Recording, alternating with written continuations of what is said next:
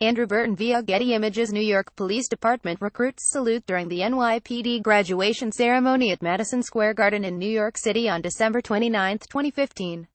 The New York Police Department released a statement on Saturday reiterating their use of force policies after President Donald Trump suggested police officers be more rough with their suspects during a Friday speech to invited law enforcement officers. In a statement emailed to HuffPost, the NYPD called suggestions for police officers to use alternative standards for use of force irresponsible and unprofessional. The NYPD's training and policies relating to the use of force only allow for measures that are reasonable and necessary under any circumstances, including the arrest and transportation of prisoners, a spokesman for NYPD said. To suggest that police officers apply any standard in the use of force other than what is reasonable and necessary is irresponsible, unprofessional, and sends the wrong message to law enforcement as well as the public.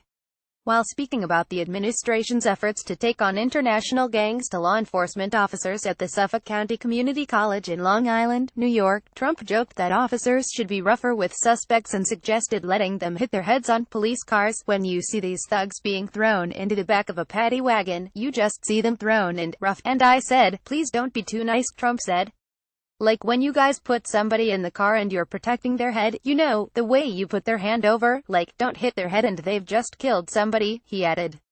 Don't hit their head, I said, you can take the hand away. Okay. His remarks elicited cheers from the audience of law enforcement, which included local lawmakers, officers from the Suffolk County Police Department, the Nassau County Police Department Acting Police Commissioner Patrick Ryder, Suffolk County Sheriff Vincent DeMarco, and deputies and jail guards from the Suffolk County Sheriff's Office, according to Newsday reporter Nicole Fuller. A NYPD spokesman told HuffPost that no one in their department attended Trump's speech on Friday. HuffPost reached out to the White House for further clarification on who was invited and who attended the speech.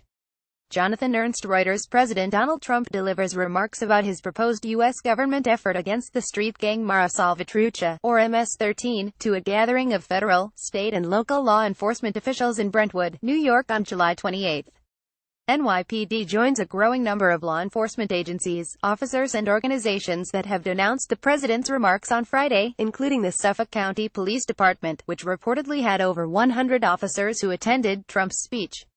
Philip Goff, the founder of the New York-based Center for Policing Equity, said in a statement issued Friday evening that Trump's speech was dangerous, dehumanizing and implied a disrespect for the rule of law. Goff also said that he has spoken to police chiefs and officers who are disgusted by the president's statements, and the applause it received. Unchecked police force is not tough. It is not manly and it does not reduce crime, Goff said in the statement emailed to HuffPost. What it does accomplish is to make crime victims less likely to call 911 for help because they fear how police will treat them. Goff added that Trump's Friday remarks were dangerous because it would make even bystanders less likely to report violent crimes for fear of violent treatment from police.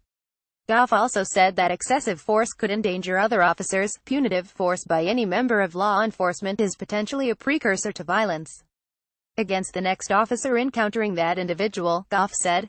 Excessive force dehumanizes all involved, both police and public. Similar to NYPD's statement, the International Association of Police Chiefs on Friday defended strict use of force policies that require officers to treat all individuals with dignity and respect, calling it the bedrock principle behind police legitimacy. The Suffolk County Police Department in New York and the Gainesville Police Department also tweeted in response to Trump's speech on Friday. Suffolk County Police said their department will not tolerate roughing up of prisoners, while the Gainesville Police rejected Trump's speech, which they said endorsed and condoned police brutality. Police brutality has been a focal point of public concern in recent years. The case of Eric Garner, who was held in a fatal chokehold by an NYPD officer, gained national attention and inspired a wave of protests.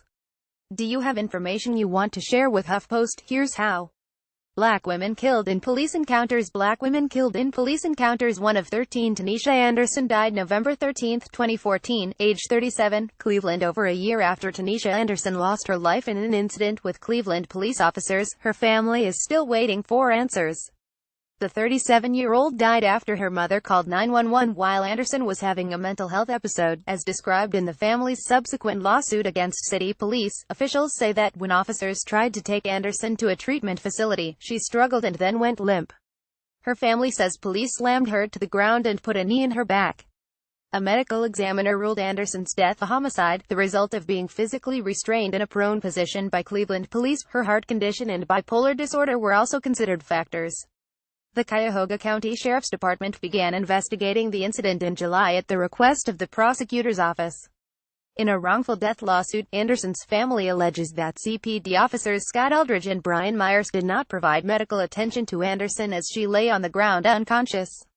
Eldridge had previously been suspended for violating the department's use-of-force policies, according to Northeast Ohio media groups, and was disciplined in 2012 for his role in the deaths of Melissa Williams and Timothy Russell. See Slide 6 in this collection. Eldridge and Myers deny that they caused Anderson's death and have asked for the case to be dismissed.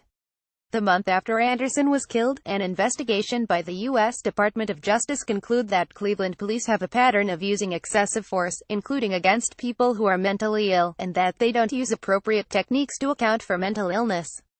Mavian Green, Anderson's daughter, told Northeast Ohio Media Group last year that she wants to work for conscientious treatment of people with mental illnesses.